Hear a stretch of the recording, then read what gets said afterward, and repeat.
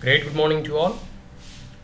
मैं सुमित कुमार सिंह आप तमाम यूपीएससी एस्पायरेंट्स या फिर क्लास 7 या फिर एनसीईआरटी या फिर राजनीति शास्त्र में इंटरेस्ट रखने वाले तमाम स्टूडेंट्स का इस मगध पुत्र ड्रीम आईएएस यूट्यूब चैनल में अभिनंदन करता हूँ। माय डियर फ्रेंड्स, आज से हम लोग जो है सोशल साइंस, सामाजिक विज्ञान, ठीक है, जिसे लोग सिविक्स का भी बुक्स कहते हैं या फिर पॉलिटिकल साइंस कह सकते हैं, इसका social and political life part 1 class 6 NCERT, polity governance या फिर सिविक्स का एनसीईआरटी आज हम लोग प्रारंभ करेंगे। तो इस वीडियो में हम लोग पूरे के पूरे क्लास 6 एनसीईआरटी के कंटेंट को देखेंगे कि आखिर हमें कौन कौन से चैप्टर्स आगे पढ़ने को मिलेंगे। ठीक है, तो क्लास 6 एनसीईआरटी से प्रारंभ करते हैं।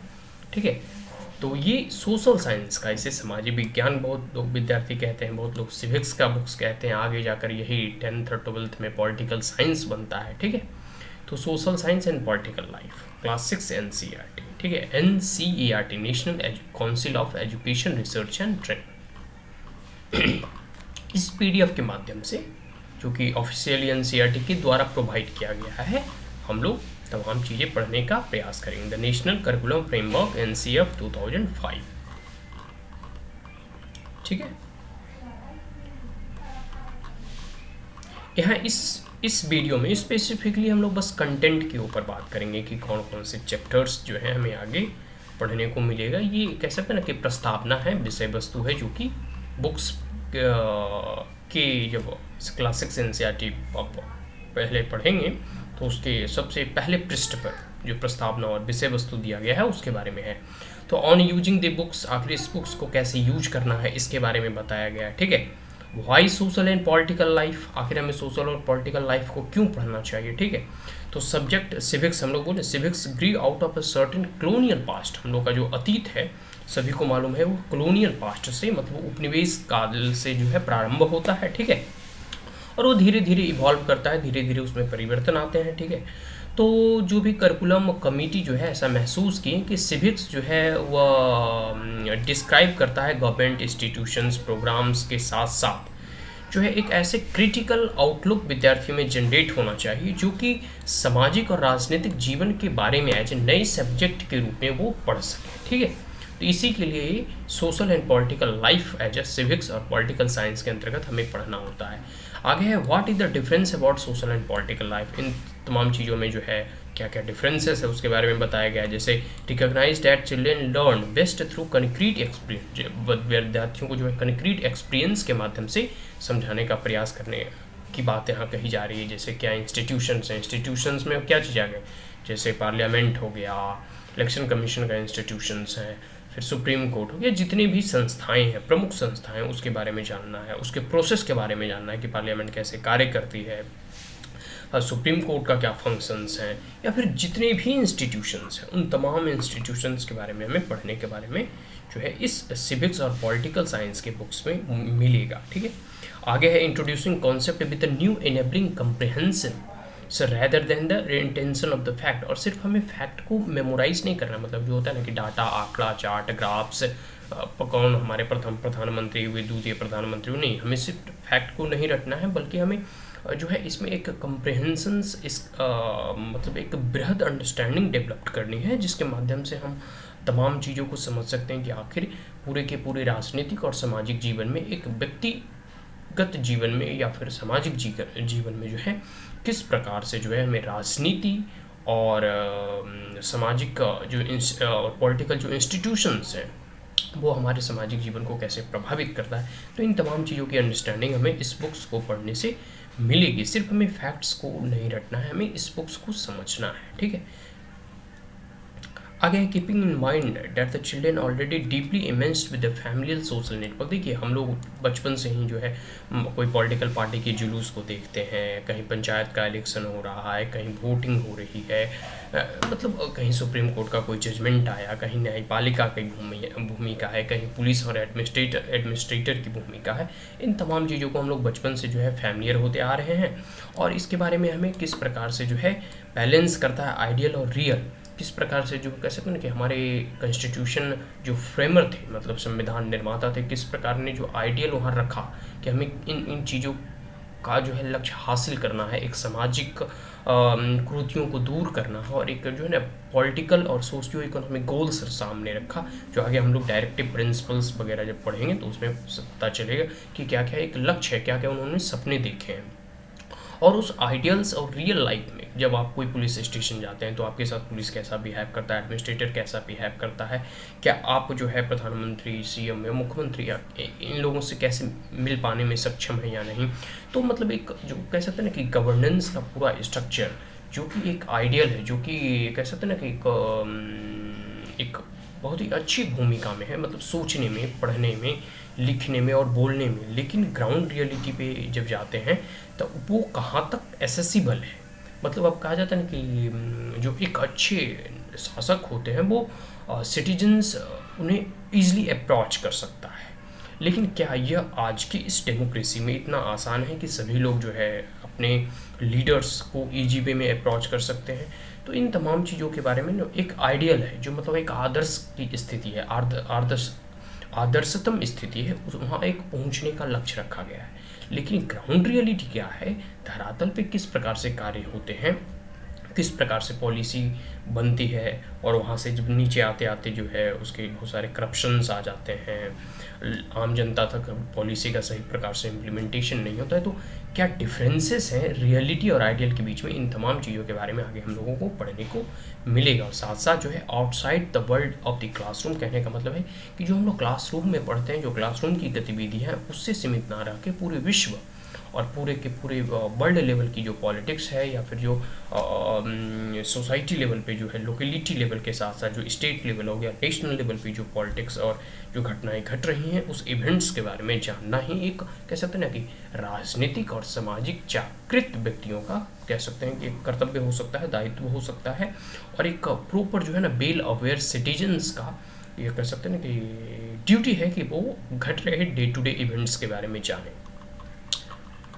ठीक है, तो बिगिनिंग ऑफ द चैप्टर किस प्रकार से बिगिन होता है, तो वो है डाइवर्सिटी एंड डिस्क्रिमिनेशन, ये सेकेंड चैप्टर में हम लोग पढ़ेंगे। ठीक है, फिर इन क्वेश्चंस एंड एक्सरसाइज के माध्यम से, ठीक है, क्वेश्चंस वगैरह पूछ के जो है स्टूडेंट्स को बुक्स में इन्वॉल्व कराने की चेष्टा की जा रही है। इंड टेक्स्ट क्वेश्चंस, फिर अंत में आपको क्वेश्चन दिए जाएंगे जिसमें कि आपको स्पेसिफिक कोई क्वेश्चन प्रश्न पूछे जाते हैं, उसमें कैसे प्रश्नों को सॉल्व करना है, इन तमाम चीज़ों के बारे में हम लोग इसमें आगे जब हम बुक्स पढ़ेंगे तो इस बताया जा रहा है कि चैप्टर कैसे आता है। चैप्टर में सबसे पहले आपको उसका टाइटल दिया रहेगा, ठीक है, जैसे डाइवर्सिटी एंड डिस्क्रिमिनेशन टाइटल दिया हुआ है, ठीक है। उसके बाद उस चैप्टर के साथ कुछ बीच बीच में क्वेश्चंस दिए रहेंगे, जैसे ऐसे क्वेश्चन दिया है। इसके बाद जो है क्वेश्चंस अंत में भी दिए होते हैं। तो इन तमाम जो माध्यम है इस बुक्स को इंटरेस्टिंग बनाती है, ठीक है। फिर वही आपको एक सिचुएशन दे दिया जाएगा जिसमें आपको इमेजिन करने के लिए कहा जाएगा कि आप इमेजिन करें, फिर डिस्कस करने के लिए कहा जाएगा, ठीक है। तो ये सब तरीका है विद्यार्थियों को बुक्स में पढ़ने में इंटरेस्ट जगाने के लिए। और आगे है use of narrative in the sense कि कोई कहानी के माध्यम से कोई स्टोरी। देखिए आप लोग घर में होते थे तो आपकी नानी कहानियाँ सुनाती थी, आपके आंटी या दादी कहानियाँ सुनाती थी, भूत प्रेतों की कहानियाँ होती थी। तो एक प्रकार से स्टोरी के माध्यम से बच्चों को दिमाग में ना बहुत अच्छी तरीके से बैठता है। तो स्टोरी के माध्यम से, नैरेटिव्स के माध्यम से आपको नरेट करके बताने का प्रयास किया जाएगा। यूज ऑफ इमेजेस, ठीक है, चित्र के जरिए, इमेज के जरिए जो आपको समझाने का प्रयास किया जाएगा, ठीक है।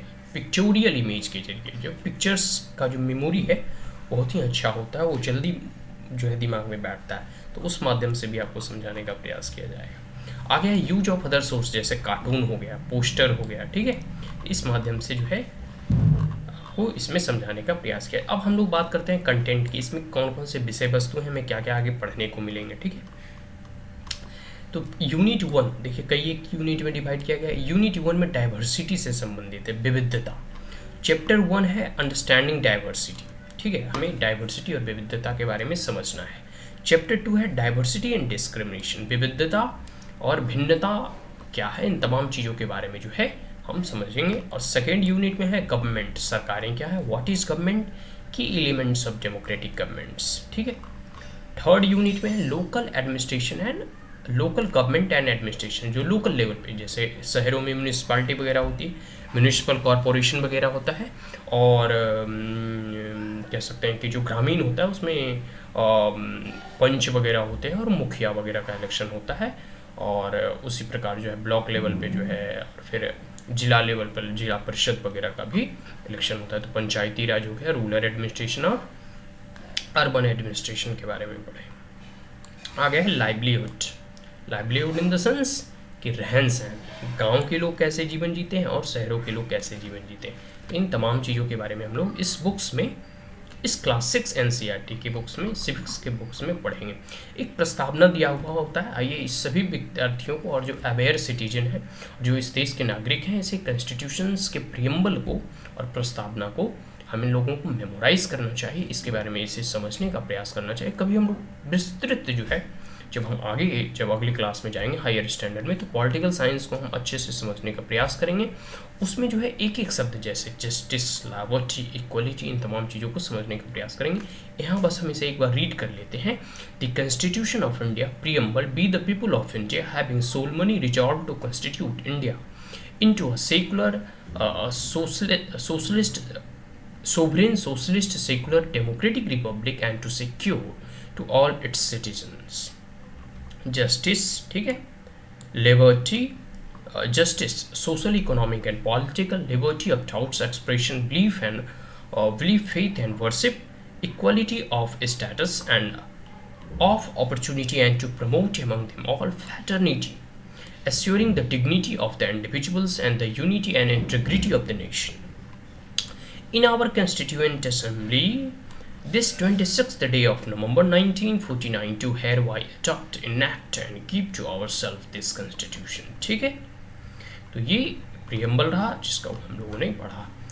तो आशा करता हूँ कि ये वीडियो आपको अच्छा लगा हो, तो आप हमारे चैनल को लाइक, शेयर और सब्सक्राइब करना ना भूलें। और इसके जल्द ही हम लोग इसके फर्स्ट पार्ट और फर्स्ट चैप्टर जो है हम लोग पढ़ेंगे, फिर सेकंड चैप्टर पढ़ेंगे, थर्ड चैप्टर पढ़ेंगे, फोर्थ चैप्टर पढ़ेंगे, फिफ्थ, सिक्स्थ, सेवन्थ, और at the end of the last chapter पढ़ेंगे।